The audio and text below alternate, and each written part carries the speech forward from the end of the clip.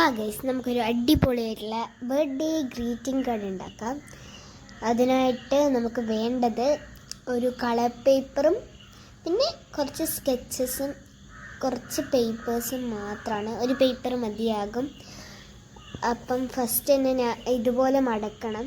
ആദ്യം കാണിച്ച പോലെ മടക്കിയതിന് ശേഷം നമ്മൾ കുറച്ച് ഹോൾസൊക്കെ ഇട്ടിട്ട് കുറച്ച് ഓട്ട നമുക്ക് വേണം. ഇങ്ങനത്തെ കുഞ്ഞു കുഞ്ഞു മുത്ത് പോലത്തെ അത് വേണം.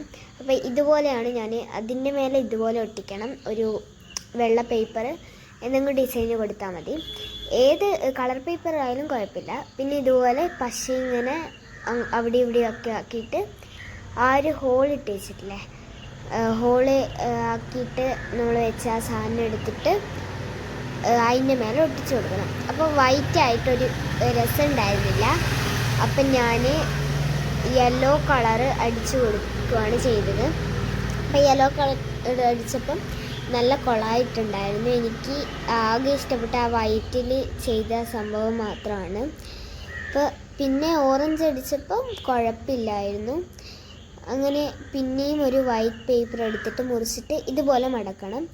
എന്നിട്ട് അതിൻ്റെ മേലെ കുറച്ച് പശ തേച്ചിട്ട് ഒട്ടിച്ചിട്ട് വെക്കണം. അപ്പം ഞാൻ ആദ്യം ഗ്ലൂ സ്റ്റിക്കാണ് ഉപയോഗിച്ചത്. അപ്പം ഗ്ലൂ സ്റ്റിക്ക് ഉപയോഗിച്ചപ്പോഴത്തേക്ക് ഒട്ടുന്നുണ്ടായിരുന്നില്ല. അപ്പം ഒന്ന് ഇങ്ങനെ ഒട്ടിക്കാന്ന് പറഞ്ഞിട്ട് ഒന്ന് ചെരിച്ചതാണ്. അപ്പോഴത്തേക്ക് അത് പോയി. അങ്ങനെ ചെരിച്ചപ്പോഴത്തേക്ക് പോകുന്നത് നമുക്ക് പാടില്ല. അങ്ങനെയാണെങ്കിൽ എല്ലാം കൊളാകും. അങ്ങനെ ഞാൻ ഫെവിക്കോളിൻ്റെ തന്നെ ഒട്ടിച്ചു. ഇതുപോലെയാണ് നമ്മൾ ഇവിടെ ഒട്ടിക്കേണ്ടത്. അങ്ങനെ ഞാൻ കുറച്ച് പശയൊക്കെ തേച്ച് അവിടെ ഇങ്ങനെ ഒട്ടിച്ചു. അപ്പം ഇതുപോലെ നമ്മൾ അടക്കുമ്പം അത് മടങ്ങി നിൽക്കണം ഇതുപോലെ. അപ്പം മടങ്ങി നിന്നിട്ട് ചുളിയാനൊന്നും പാടില്ല. ചുളിഞ്ഞിട്ടുണ്ടെങ്കിൽ രസം ഉണ്ടാവില്ല. അങ്ങനെ നമ്മൾ അപ്പുറത്തും ഇപ്പുറത്തും അതേപോലെ തന്നെ ചെയ്യണം. അതിനായിട്ട് ഒരേ സൈസിലെ ഇത് തന്നെ എടുക്കണം, പേപ്പർ തന്നെ എടുക്കണം. പിന്നെ വേറൊരു പേപ്പർ എടുത്തിട്ട് ചതുരത്തിൽ മുറിച്ചതിന് ശേഷം അതിൻ്റെ മേലെ ഒട്ടിക്കുകയാണ് ഞാൻ ചെയ്തത്, പശയിട്ടിട്ട്. അങ്ങനെ അത് ഒട്ടിച്ചതിന് ശേഷം ഇങ്ങനെ തുറക്കുമ്പോൾ ഇതുപോലെ ഇങ്ങനെ വിടർന്ന് വരും. അപ്പം നല്ല രസമുണ്ട് കാണാൻ. പിന്നെ നമ്മളൊരു കഷ്ണം പേപ്പർ എടുത്തിട്ട് നീളത്തിൽ മുറിച്ചതിന് ശേഷം ഒരു സൈഡിൽ ഒട്ടിക്കുക. എന്നിട്ട് അതിൻ്റെ ഓപ്പോസിറ്റ് സൈഡിൽ മറ്റേത് ഒട്ടിക്കുക. പിന്നെ നമ്മൾ കളറ് ഒരു വൈറ്റ് പേപ്പറായിട്ട് രസമില്ലാത്തതുകൊണ്ട് കളർ അടിച്ചിട്ട് കൊടുത്തിട്ടുണ്ട്. ഓറഞ്ച് ആൻഡ് യെല്ലോ തീം തന്നെയാണ്. ഫസ്റ്റ് ഹാപ്പി ബർത്ത്ഡേ എന്ന് എഴുതിയിട്ടുണ്ട്. അപ്പോൾ യെല്ലോയിൽ എഴുതിയിട്ട് കാണാത്തതുകൊണ്ട് ഗ്രീനിൽ എഴുതി. അങ്ങനെ അതൊക്കെ കഴിഞ്ഞ് പിന്നെ ഒരു ബലൂണിൻ്റെ ആകൃതിയിൽ നമ്മൾ മുറിച്ചെടുക്കുന്നുണ്ട് പേപ്പർ. എന്നിട്ട് അതിൻ്റെ മേലെ യെല്ലോ ആൻഡ് ഗ്രീൻ എന്ന് പറയുന്ന ഓറഞ്ച് തീമിലുള്ള ആ ഒരു ഷെയ്ഡ് തന്നെ കൊടുത്തതിന് ശേഷം അതിൻ്റെ മേലെ ഒട്ടിക്കുന്നുണ്ട്, കളർ പേപ്പറിൻ്റെ മേലെ ഒട്ടിക്കുന്നുണ്ട്. അപ്പം ഞാനൊരു yellow and green orange theme അങ്ങനെയൊക്കെയാണ് ചെയ്യുന്നത്.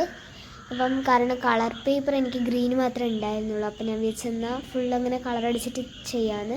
പിന്നെ ഒരു ബോ സെറ്റാക്കിയിട്ടുണ്ട്. നിങ്ങൾക്ക് മനസ്സിലായിട്ടുണ്ടാവും എങ്ങനെയാണ് ചെയ്യേണ്ടതെന്നൊക്കെ. ഇല്ലെങ്കിൽ സാധാരണ പോലെ വരച്ചിട്ട് മുറിച്ചാലും മതി, അല്ലെങ്കിൽ വരച്ചാലും മതി.